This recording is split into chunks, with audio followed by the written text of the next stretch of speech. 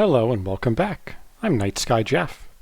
It's been quite a while since I did a video, but recently Kyle Adams put out another video, and even though there are several of his that I have been meaning to respond to, I decided I would respond to this one relatively quickly.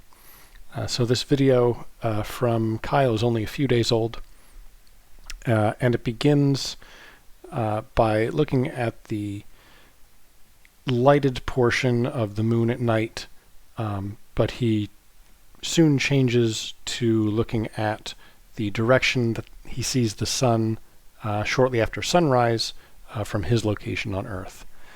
I'm going to play his video and intersperse my commentary, and then I will have my response to it after I've done that. So I decided to wait until morning and watch the sunrise. And lo and behold, the sun was rising in the northeast. Though it's not a perfect northeast. It's right there in between east and northeast. So the first thing I would recommend he do is concentrate on this number here, the number of degrees, rather than simply on the description of the direction he's facing. But I'll let him continue. Next, I looked at the ground and discovered that my shadow was nearly pointing perfectly to the southwest. That is interesting. It's kind of odd how the two aren't forming a perfectly straight line. No. I would recommend that he take these measurements multiple times rather than just once. It kind of looks like he does it twice in the video. But a light source coming from one compass point should produce a shadow in exactly the opposite compass point. So there should be a difference of 180 between the two compass headings. So I'll let him continue. Nonetheless, why is my shadow pointing to the southwest, and why is the sun appearing to rise in the northeast? If the Earth were a globe, how would that be possible? This is not news. We know on the globe, in the globe model, when you are in the northern hemisphere, specifically north of the northern tropic, during the summer months, you can see the sun rising north of east. And oddly enough, if you are in the southern hemisphere, especially south of the southern tropic, you can see the sun rising south of east in the southern hemisphere's summer. I'll let him go on. On a globe, there are these things called the tropics that are kind of like the equator. They represent the path that the sun appears to follow across the globe. The Tropic of Cancer represents the farthest north that the sun ever travels, and the Tropic of Capricorn represents the farthest south that the sun ever travels. He's kind of mixing the globe model and the flat Earth model here. It's not so much that the sun travels between these two tropics, but that the tropics are the extremities of the latitudes on Earth one can be and see the sun directly overhead at a given point in the year. If you're standing on the Tropic of Cancer, then on the summer solstice, along that line of latitude, you will see the sun go directly overhead at your zenith at solar noon. And take notice of how the equator, the Tropic of Cancer, and the Tropic of Capricorn are all parallel. They never diverge to the north and never diverge to the south. Each of their paths never change in latitude. Now take notice of how on the globe, the Tropic of Cancer crosses North America way down in Mexico. That means on the hottest day of the year, on the summer solstice, if you are standing on the Tropic of Cancer down in Mexico at solar noon, the sun will appear directly over your head. I'd just like to point out, he said the summer solstice is the hottest day of the year. That's incorrect. The summer solstice is the longest day of the year. The days into the summer get warmer and warmer, but that's beside the point. And if you are standing farther north than that, say in Utah, The sun will hit you at a different angle. So yes, it is true. From Utah, on the summer solstice, at solar noon, the sun will be due south of you. And that means your shadow will be to your north. In Utah, on the summer solstice, when the sun is at its northernmost point, when the sun travels across the Tropic of Cancer, no matter the time of day, the sun should always appear to be to the south of me. Okay, so he's incorrect there. It is not at all times of the day that the sun will appear to be south of you. And my shadow should always be pointing northward at some angle or another. Oh, but if the Earth is a ball, then directly over your head at Cancer will cause the sun to actually be farther north than the Tropic of Cancer. First of all, it annoys me that he puts on these funny voices when he's representing or misrepresenting globe or heliocentric arguments. One thing he's done, though, is he's changed this to a conversation about solar noon, and really it should be a conversation about sunrise and sunset. Yes, but so long as you are farther north than the Tropic of Cancer, you are still going to get the same result. Your shadow is still going to point north to some degree or another. Oh, but what about the tilt of the Earth? The tilt of the Earth isn't going to change the directions of north and south on the Earth. No, it's not, but it will have an impact on the direction you look to see the sun at sunrise and sunset, as the model I will demonstrate shows. But NASA claims that the globe Earth wobbles over time. That might be so, but you never see them redrawing the lines for the equator, the Tropic of Cancer, or the Tropic of Capricorn. Well, if he had any idea of how slowly that wobble takes, then he would know why we don't tend to see changes in the lines for the equator or the tropics. But those lines, at least the tropics, do move very, very slowly over time. Digital maps would be able to show that much better than a printed map. They always remain the same. I've got to say, though, when east and west are circles around the flat Earth, the direction of the sunrise and the direction of my shadow both make perfect sense. The rest of this video kind of ends up becoming this paean, or this ode and praise of the flat Earth zodiac sun and moon clock app. But I'll let it play because he brings up an argument about compass directions that I've heard him make before. The sun will be right here. At 6 a.m., that will be sunrise. People will look at the compass and say that the sun is northeast on my app, and they think that east is that way. If you drop compasses down along the route, you follow the compasses around, and anyone that's traveling that route east wraps around and goes right to where the sun is.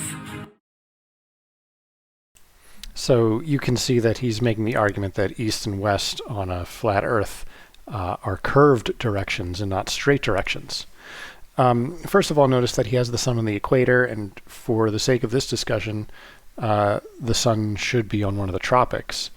Especially, it would be interesting to see it on the southern tropic and see what he says about the direction one has to look from Australia when the sun is on the southern tropic at sunrise or sunset.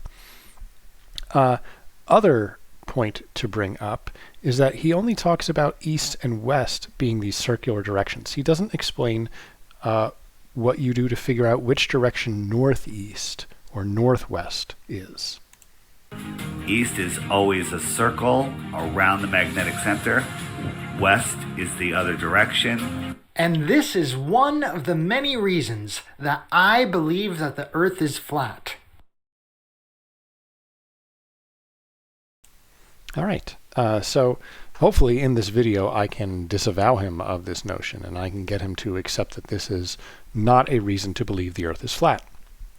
First of all, I will show you suncalc.org. This is his general location, Laverkin, Utah. It was early on the morning of July 7th of 2022. And if we look back to the direction he saw the sunrise, the sun at, let's Earth go is back. flat. Somewhere around 75 degrees, let's say. So we can tell that the time, or his local time, was around maybe 8 o'clock, I suppose, is when he saw the sun at about 75, 76 degrees in azimuth. And it would stay north of east until about, just shy of 10 o'clock. So yes, SunCalc admits that you can see the sun rise north of east from his location on that date. Now I'd like to point out that a Christian apologetics website, Answers in Genesis, which you may have heard of, uses the solstice in the southern hemisphere as an explanation for why the flat Earth fails as a legitimate model for the Earth. This article is written by Dr. Danny Faulkner, who I believe is somebody MC Toon recently interviewed. And it's a quick read, but it basically explains that on the flat Earth map, if you put yourself somewhere in Australia, preferably south of the Tropic of Capricorn, and you put yourself on the summer solstice in the southern hemisphere, that's around December 21st, and you position the sun for where it is at sunrise or sunset, you'll see that the direction you're supposed to be looking on a flat Earth map to see the sun is not at all the direction one actually looks to see the sun. So again, from Australia, you'll be looking southeast to see the sunrise on the first day of the southern summer. A quick read. So now what I'd like to do is I'd like to show a 3D model that I created in GeoGebra. This model isn't great, but it serves the purpose that I need. I'm going to go through everything in the model so you know what it does. So first of all, this sphere is the Earth. This shaded part is the nighttime side of the Earth, and this lit part is the daytime side of the Earth. This orange dashed line represents a beam of light coming from the sun that hits a little gnomon. A gnomon is a stick. So I have this point here, F, along a line of latitude, and this line of latitude here, I'll put this at about 37.1 degrees north latitude. This point here, D, is the equator. And I can tilt the equator 23.4 degrees in either direction.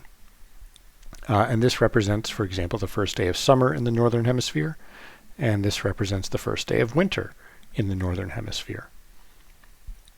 So let's start as if it were the first day of summer. So again, this is how much the Earth is tilted with respect to the northern hemisphere and the sun. This number here, this angle beta, is the latitude that this blue dashed line represents. And this other angle here, gamma, this is the angle that I see my shadow at relative to north. And it's worth pointing out that this angle, the number here, as you can see, if I zoom in, it says it's 103 degrees. That's not 103 degrees clockwise in this case. This is 103 degrees counterclockwise. 90 degrees counterclockwise from north would be west. So this tells me that my shadow is about 13 degrees south of west, which means obviously that the sun being 180 degrees opposite that, the sun is about 13 degrees north of east. Now this latitude is just about where Kyle was, but it wasn't the first day of summer. I'm going to give him a little grace here and take about 4 degrees off the tilt of the Earth here. But even doing that, I can show you that shortly after sunrise, you do in fact have your shadow several degrees south of west at sunrise, which means the sun is several degrees north of east shortly after sunrise. So in this case, it's about 16 degrees. My shadow is about 16 degrees south of west, which means the sun is about 16 degrees north of east, which pretty much coincides with that heading he had of about 75 degrees that he saw the sun at. So yeah, here is a 3D model in GeoGebra. The link will be in the description of this video for you to test it out with. And it shows that the angle of the sun that Kyle observed is not antithetical to the globe model at all. If it were, the globe model would clearly have been debunked by now, but the globe model has not been debunked. This is not something that debunks the globe model. So this is not a reason that Kyle should believe the Earth is flat. I would like to make a physical model. I don't have a globe of a decent size to do this with, but I may end up constructing something that works, an actual physical model that I can then put in sunlight and angle at the right angle to represent, sometime early in the summer, like this observation was only about 2 weeks into summer. And that would be a physical model that corroborates this digital model, once again showing that the angle of the sun near sunrise, north of the Tropic of Cancer, early in the summer, is not a globe defeater. This is in fact predicted by the globe model. This also works in the southern hemisphere. I don't have it set up to do that, but this also works in the southern hemisphere. And Kyle's flat Earth model, or any flat Earth model really, does not work for the southern hemisphere. All right. Thank you very much for your attention. Like, share, and subscribe, or don't. I don't really care. But again, thank you for watching. And remember, keep looking up.